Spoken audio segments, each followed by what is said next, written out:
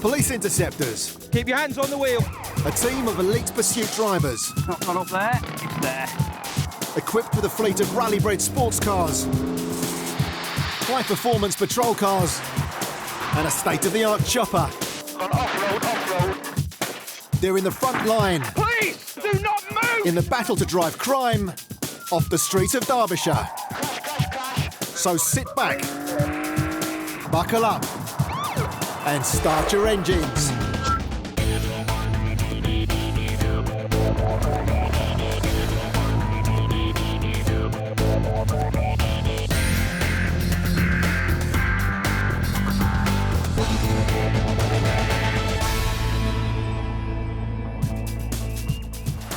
Coming up, shocking scenes in the streets. The car's hit him and driven off and not stopped. Drama in the skies. We're going to lower down. We might even consider landing at this time. And mouthing off in the van.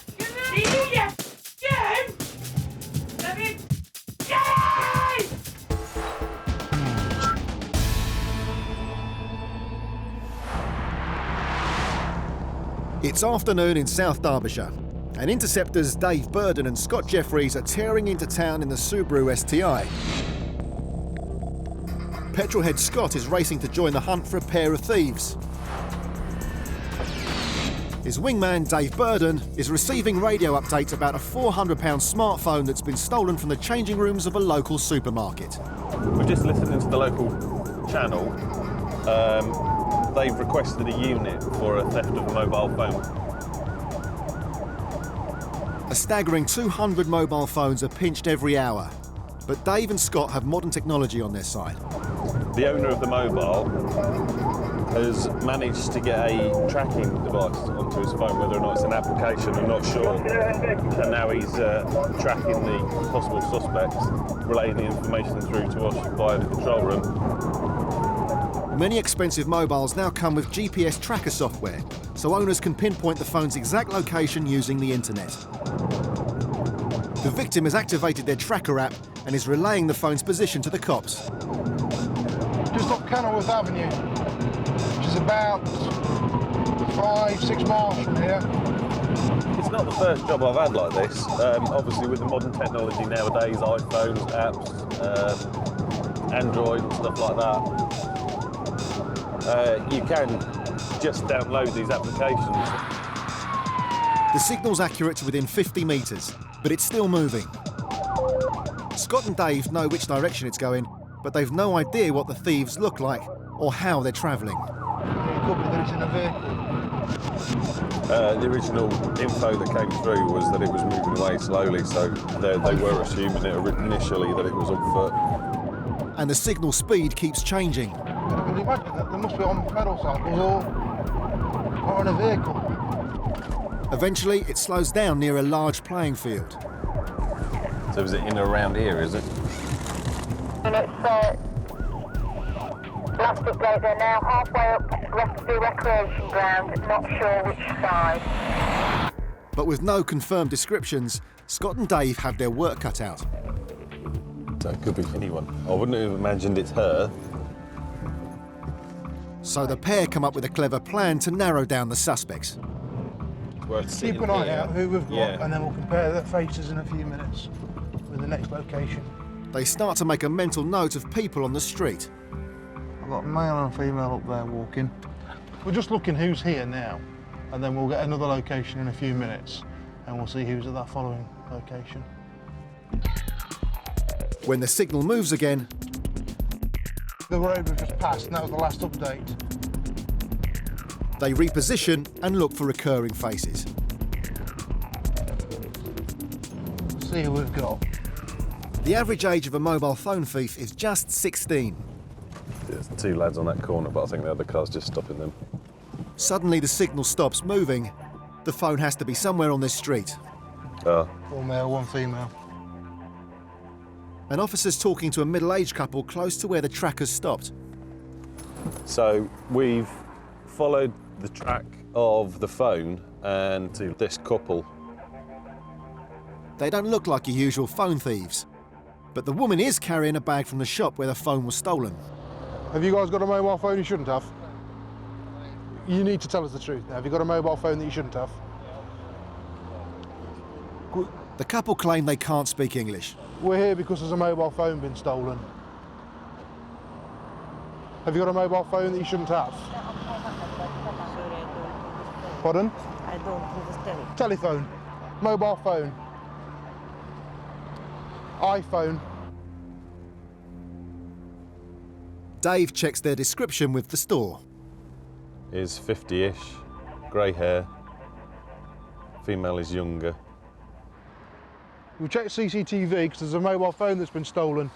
So at the moment you're both under arrest on suspicion of theft. You don't have to say anything, but it may harm your defence.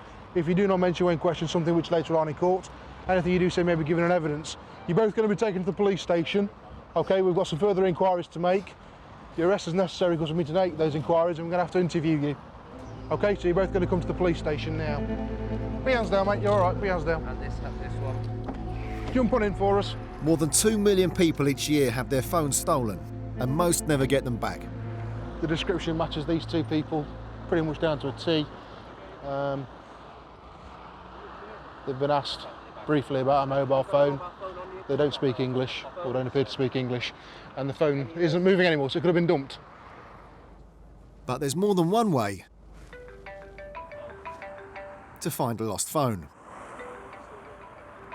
Yeah, from Victor 5, the phone's been found by local officers on the couple. The tracker software got the police this far, but a simple call from the victim to his phone connects the stolen mobile to the thieves. So, thanks to the owner and his ingenuity, got it back, two under arrest. So after being caught with a hot handset, the pair's plans for the rest of the day are put on hold. Their next call will be to the custody suite. It went swimmingly, it was just clockwork. Modern technology won, criminals nil. The man arrested was given a police caution. His light-fingered companion was fined £150 for theft.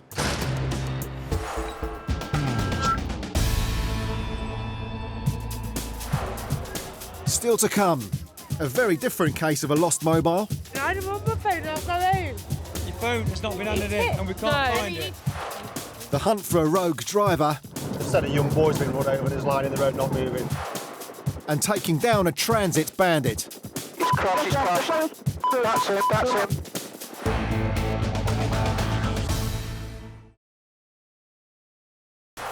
Coming up, tracking a stolen transit. He's put his foot down, increased his speed. Playing the blame game. Have you given him permission to take us out tonight? And bad manners at the station. Speak to his custody sergeant.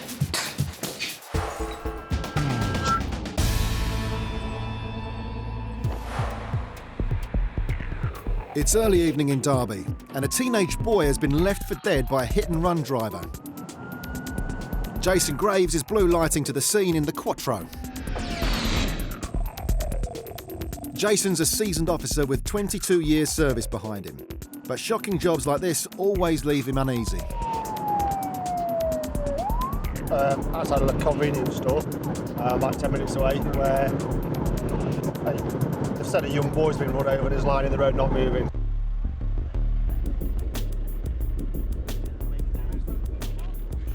The teenage victim is still conscious and being treated by paramedics when Jason arrives on scene.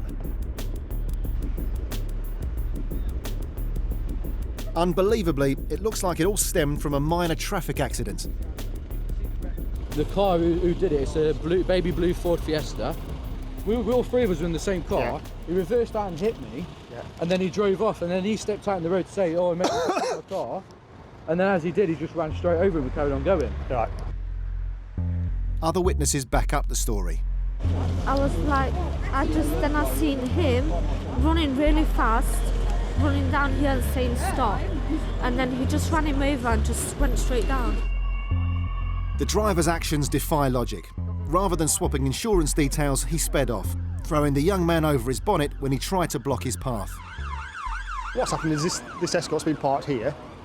These people have been in the shop, come out to their car. There's been a blue Fiesta parked in this parking space behind you over there. The Fiestas are backed out, hit their car, and then driven off to go that way, to go out the car park.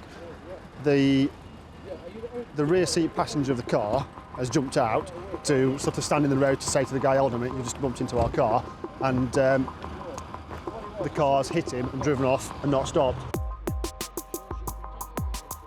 When colleague Kev arrives, the pair's first port of call is the supermarket CCTV room. There he is. I think the guy in the red car park's here or something. Yeah, it does. Unfortunately, there isn't a clear shot of the incident. Yeah, you can see it's coming to the picture there, can't you? Yeah, but it goes out quick though. It speeds out really fast. Then one of the workers remembers the driver was a customer. Oh, that's the guy there. Is he regular? Does anybody recognise him? I can't. These cameras are rubbish, so I can't really tell. With these images of the driver and the description of the car, Jason ropes in help from Police HQ. So we've just got our operations room over looking through PNC, see if we can find cars that match that description, that colour, and any in the local area. He's got to be local because he uses this shop. You're not going to come from far away, just use the local shop, so he's got to be not far away. And if we get any matches, we'll go around and check them all and knock on doors, and if he answers the door, he's coming. Jason's bet is the hit-and-run driver is driven straight home in a panic. If he does live locally, Jason and Kev are determined to find him.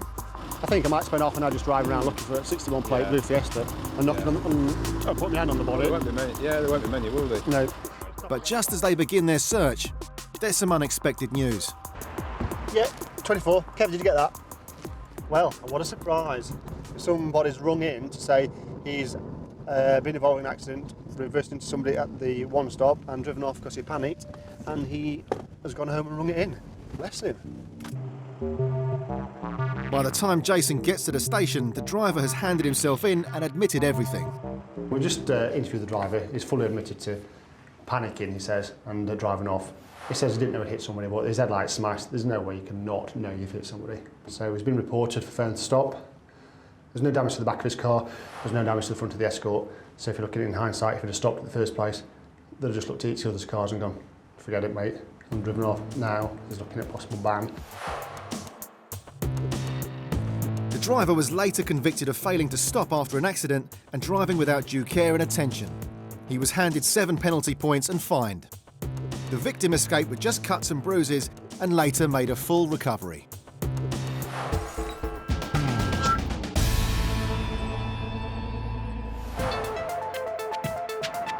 More than 300,000 vehicles are stolen each year in the UK. And criminals will target almost any type of vehicle. It's taken down a hedge. But leading the pack as Britain's most nicked motor is the trusty Ford Transit. The white van man's motor of choice is also top of the thieves' hit list due to the value of its spare parts and the likelihood that it's chock full of expensive tools. The North Midlands Helicopter Support Unit has been called out after a local council had one of their new style transit vans nicked. Was stolen from Nottinghamshire area.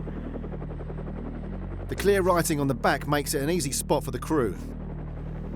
We don't think the vehicle's aware of our presence at this time, it's just driving normally. The suspect seems oblivious to the presence of the chopper, so the cops decide to wait for him to leave the motorway before attempting a stop. Police helicopter overhead now, approaching junction 37, A1M northbound. Oscar, take approaching the Slit Road, it's coming off. It's coming off at junction 37. Finally, he takes an exit and ground units begin to move up. We've got about 200 yards behind now. There's a police car just behind it. Have you got visual? Which is when he twigs he's being followed. Oscar, he's put his foot down, increased his speed. Watch your vehicles, please. We're still on Melton Mill Lane. The thief puts the UK's most popular work van to the ultimate test. He opens up the 1.8-litre diesel engine, taking blind corners on the wrong side.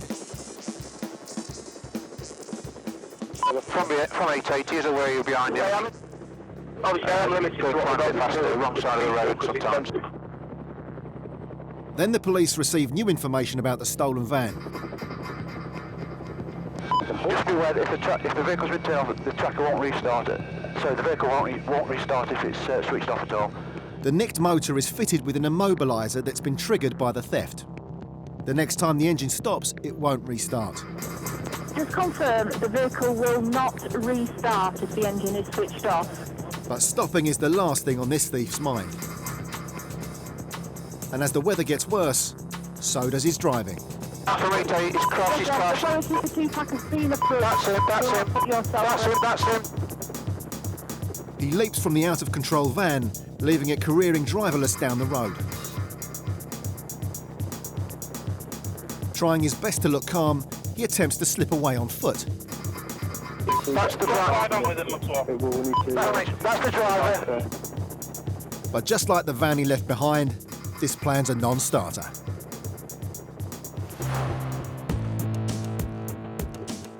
As a result of his 40-mile escape bid, the transit bandit was banged up for 18 weeks, disqualified from driving for 2 years, and told he must pass an extended test if he ever wants to get behind the wheel again.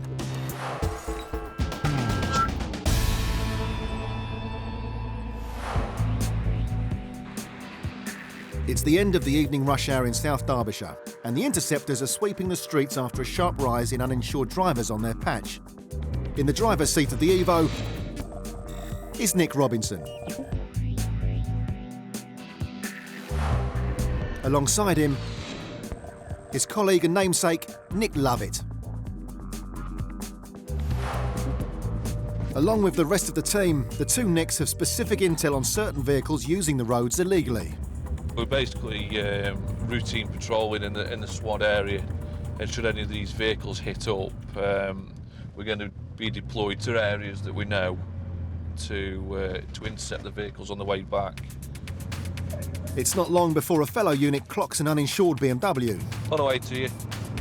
Adam and Claire, they've spotted a car that's gone past them, it's flagged up on the ANPR, no insurance.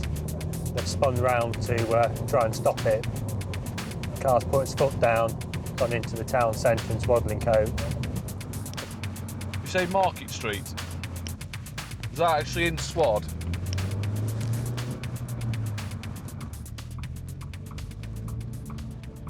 What BMW convertible? The Beamer may have given Adam and Claire the slip, but the whole team is now on alert.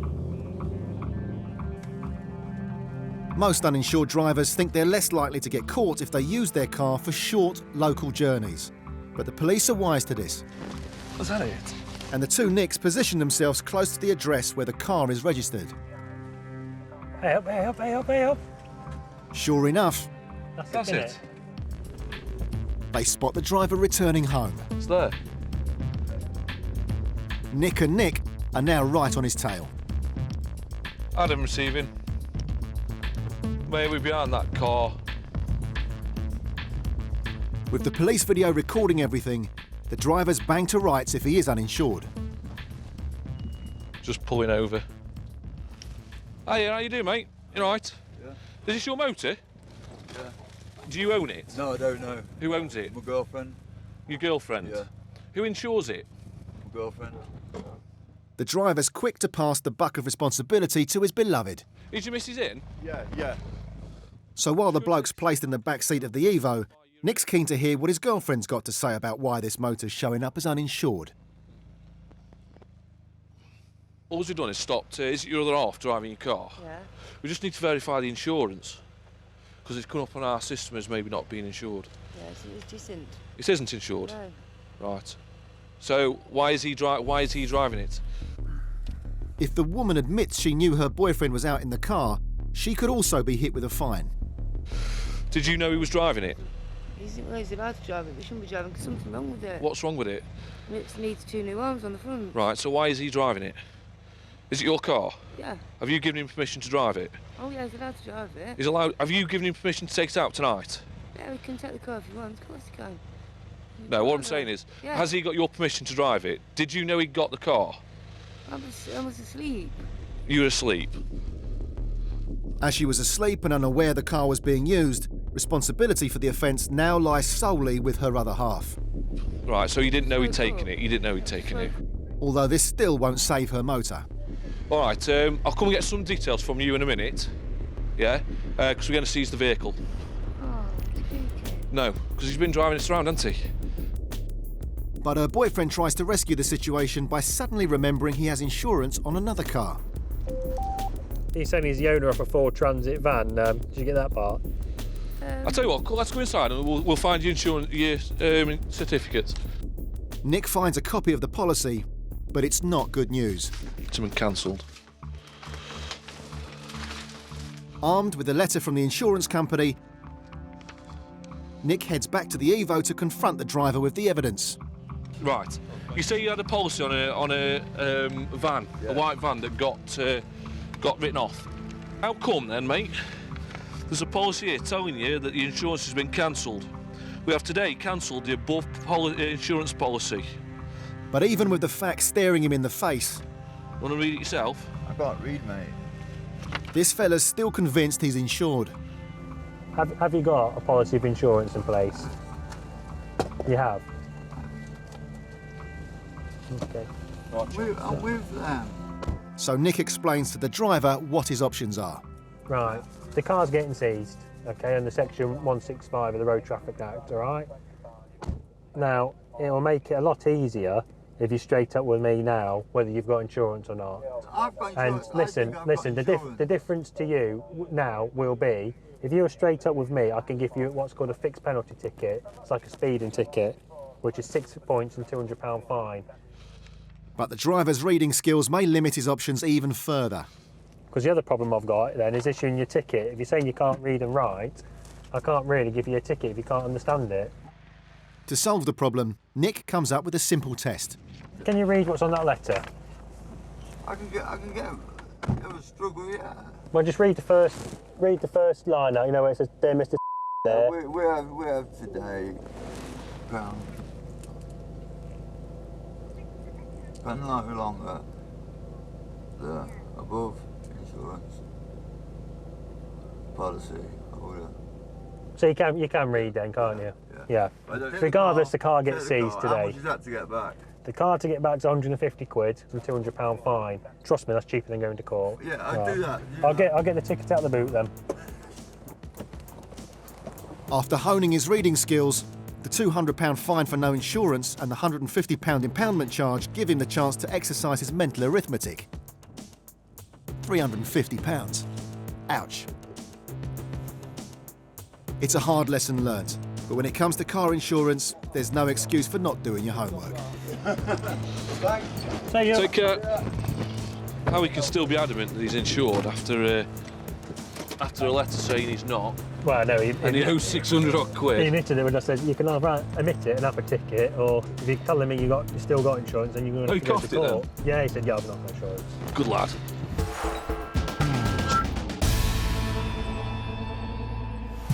Coming up, daring escapes. But you've got a dead end, I don't know how you're going to get across it.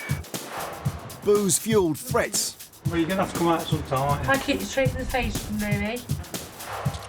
And final chances. You may as well be straight with us now.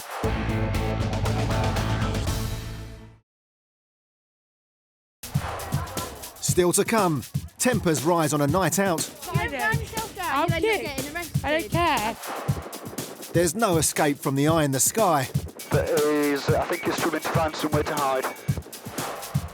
And a very appreciative prisoner. Hail 999.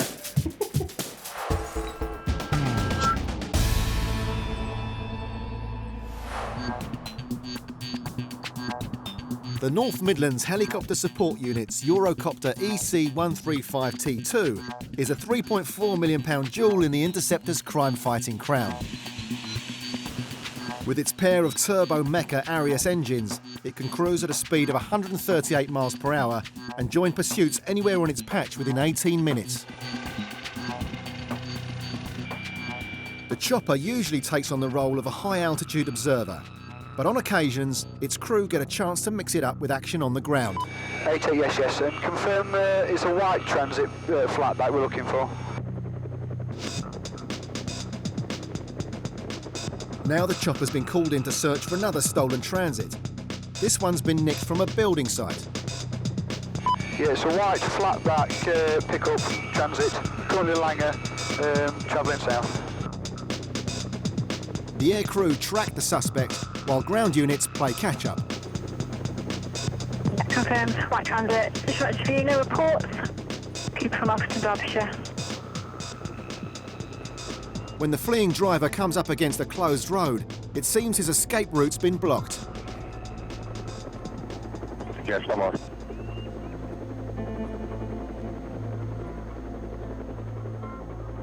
But the determined thief isn't going to let roadworks hold him up. We've got one chap who's gone to a dead end, he's now on foot. Looks like he's dumped a transit van. But you've got a dead end, I don't know how you're going to get across it. He bravely puts his faith in the workman's unfinished bridge. We're going to follow him, but it's definitely the suspect. He's now on foot, Langer Lane into Harby. As the chopper swoops down, he runs for cover.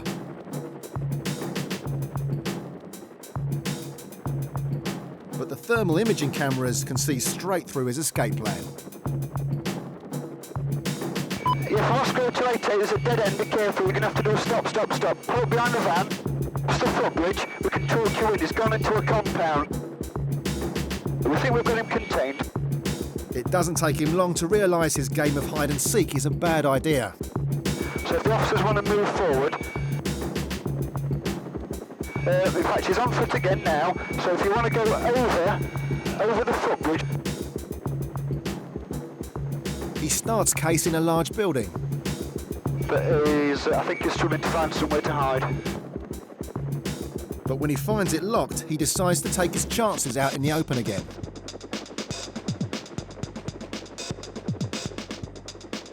Giving the chopper an opportunity to get in on the action. From 88, he's gone through the fields, so he's into the fields at the back. We're going to hover down. In fact, he's standing now. I think he's going to do a reciprocal to you. In fact, he's walking back towards you. Black leather jacket, grey hoodie, blue jeans. And just as officers on foot start to arrive... From 88, he's on foot again. We're going to lower down. We might even consider landing at this time. The chopper starts coming down from the sky.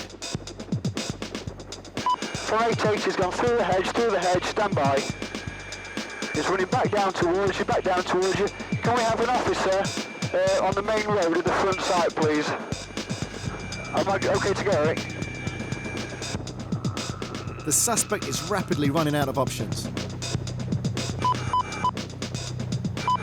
From 88, we're going to contain visual. It's not appropriate to land. He would have got away from us. He's now back towards the main road at Harby.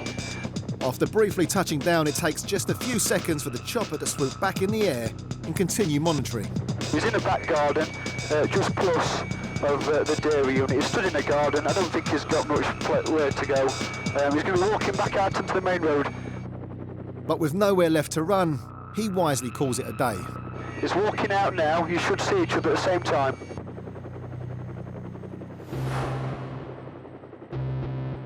As well as recovering the stolen pickup, the cops later found a trailer and a digger that the thief had stashed earlier. He was given a youth rehabilitation order along with a curfew and disqualified from driving for 12 months.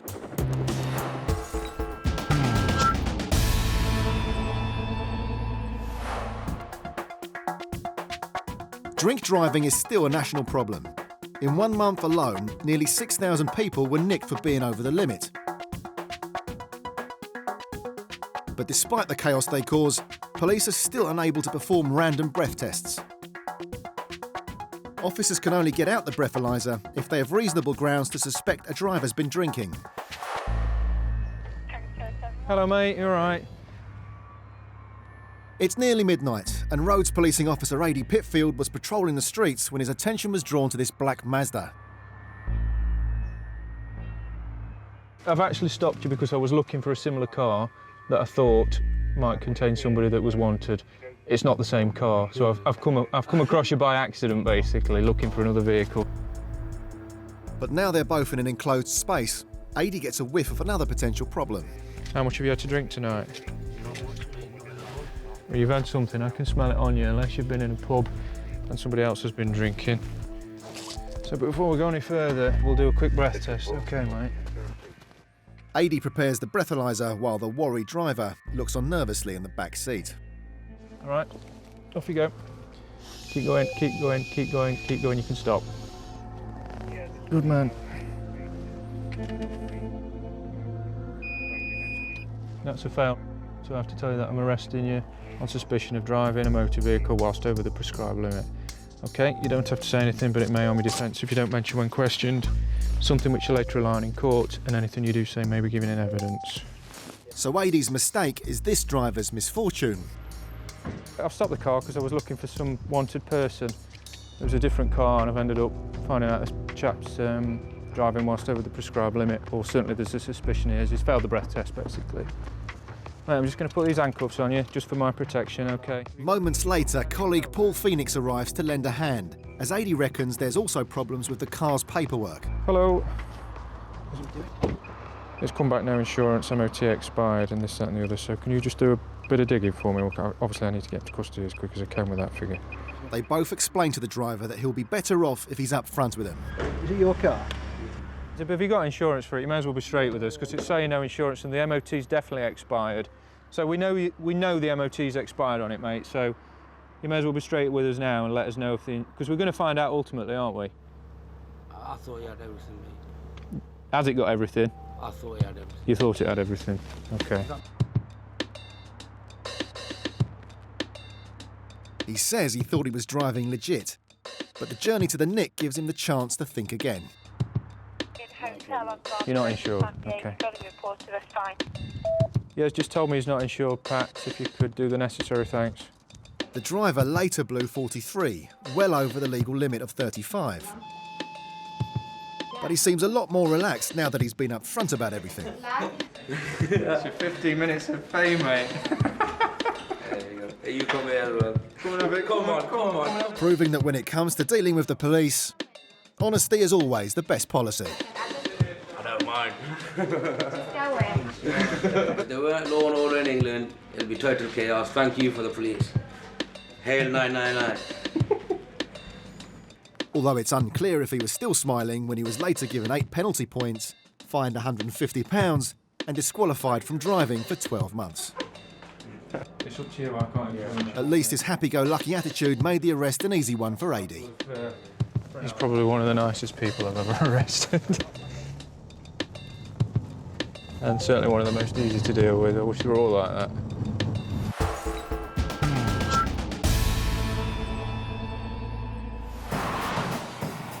The Interceptors are highly skilled drivers with a fleet of high-performance motors at their disposal.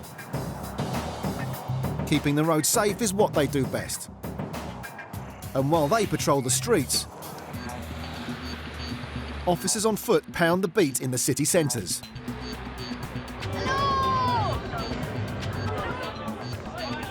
It's the early hours in Derby, and seasoned officer Brian is partnering his colleague Beth in Derby city centre.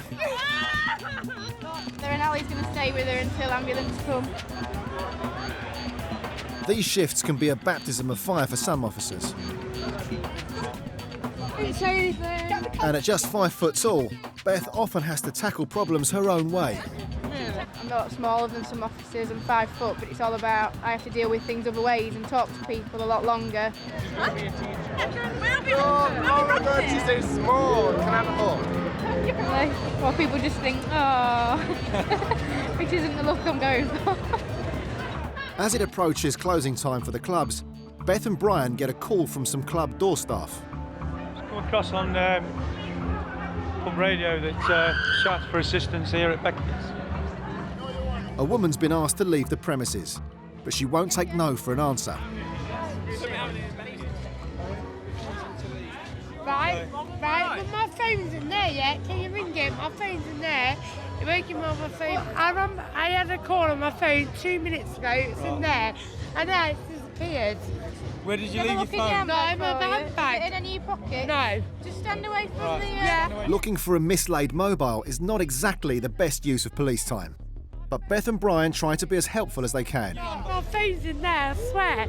I ran my boy's phone 2 minutes ago from there. My phone's in there. I can't let you back in. No, I don't want to go in, but I want my phone.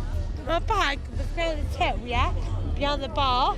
It was behind there. What was your bag doing behind there? Because I was dancing and my They're having a quick look in there and they'll look behind the bar. No, my phone isn't there. You're not listening to me, are you? In these situations, there's only so much the police can do. No, darling. It was in my bag. Just be quiet for 1 minute and listen to me.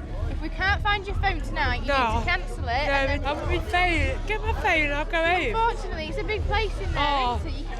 Unfortunately, the woman seems to think her lost handset should now be Derbyshire Police's top priority. Yes, it's in there, isn't it? You can't find it. It might be on the darling, floor listen. somewhere. I give like give my phone. And as her attitude deteriorates, Get my phone. so does Beth's patience. No need to talk to me like that, is there? Right, I'm not talking. Please get my phone. It's in there. We're not going to find your phone tonight. We've tried to look for it. We've looked behind the DJ. You can't stay here all night. Because I'll send you home and I'll give you a warning to leave home because you've had too much to drink. I had too much to drink. But listen, my phone. You're not going to listen to me, are you? No, my phone's in there. Please. Your phone's not been handed in. Yeah, it is. They've looked for my it. My phone is there. Your phone has not been handed in and we can't find You it. need to get yourself in a taxi and go home. Yeah, I will when I got my phone. It's not going to happen tonight, is She's soon out of credit with Beth and Brian. Come on, start walking away from the bar. Let me go get you. See, this is what I mean. It's still ringing. No, come on. You need to get it. You need to get it cancelled. You're not going. And as far as they're concerned, this conversation is over. I need for the kids at home. Don't push me. Don't push me. I'm going nowhere. You're going up. If you don't calm yourself down, you'll end up getting arrested. I don't care. I've warned you. Get off the phone. Come on, I ain't getting your phone. Come on. Don't touch me, please. Come on. But when the leery lady refuses to leave in a cab, Right then, if you're not going home, you're under arrest. Go You take should have it. been drunk and disorderly. No, get the camera. she quickly receives a free upgrade to a police van. After ignoring advice to leave the area quietly, the woman's arrested for being drunk and disorderly. What have I done? She may have left the club, but the beat goes on. Get to the police station. Give me that.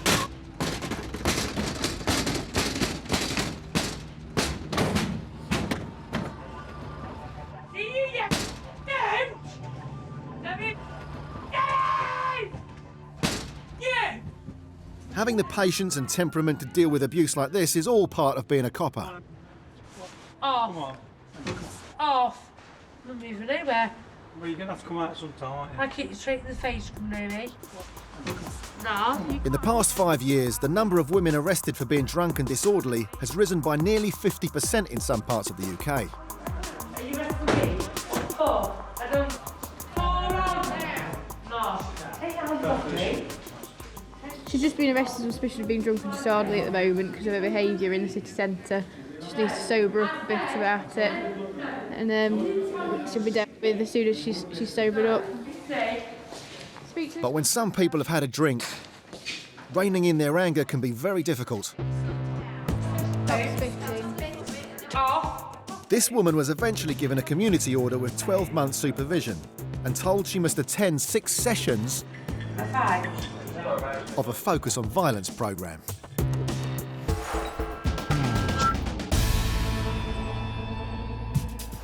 Still to come, an anonymous call puts a driver under pressure. OK, the reason I've stopped you, somebody's rung in to say you've left the pub and you've been drinking.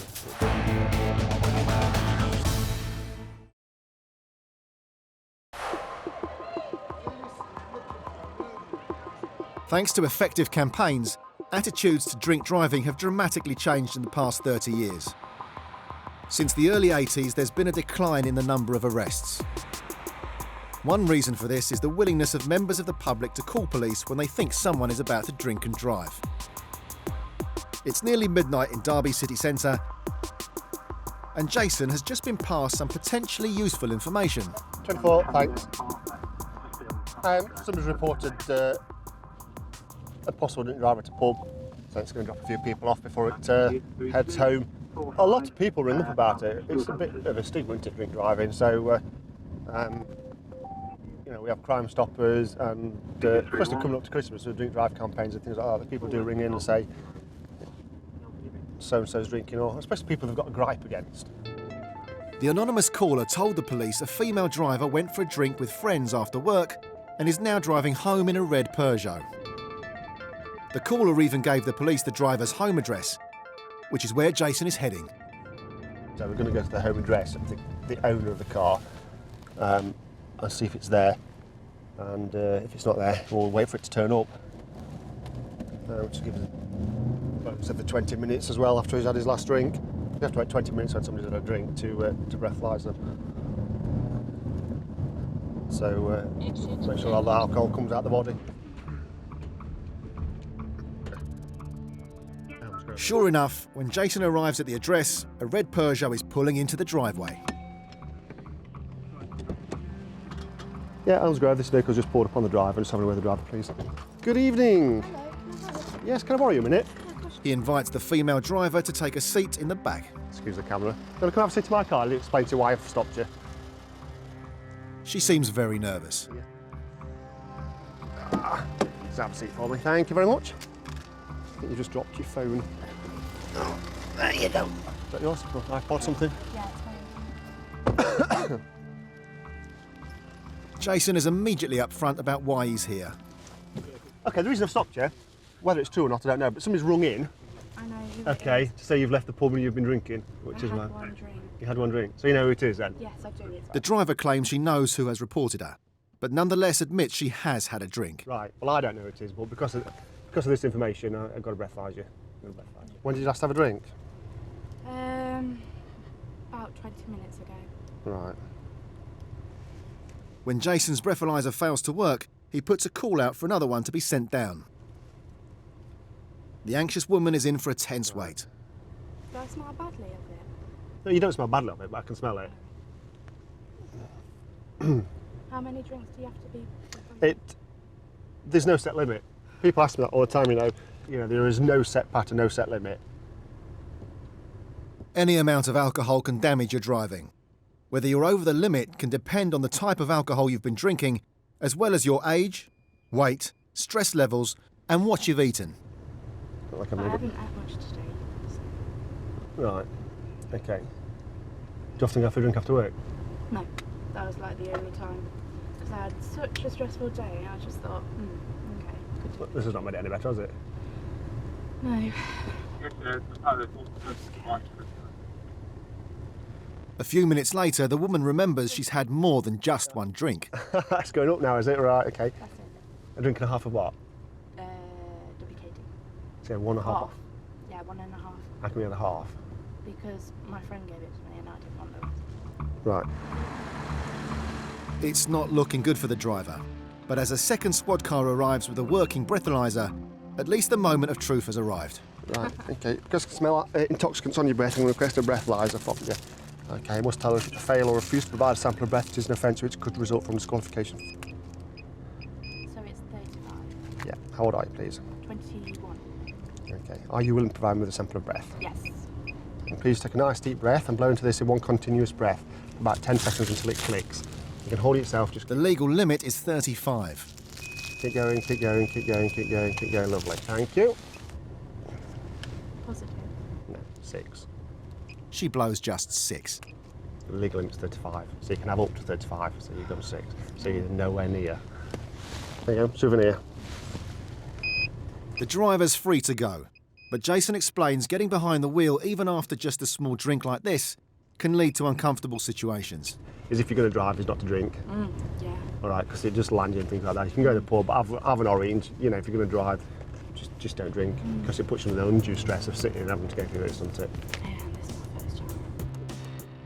So a quick after-work drink to relieve stress ended up causing this young lady a lot more. Luckily for her, her Interceptor experience ended on a happy note. When I saw the police car, I think your heart really stops and you're just a bit frightened, to be honest. My heart kind of sank and I didn't know what to do, but obviously I knew that I hadn't drank that much, so it wouldn't have been over. But you never know what the result's going to be.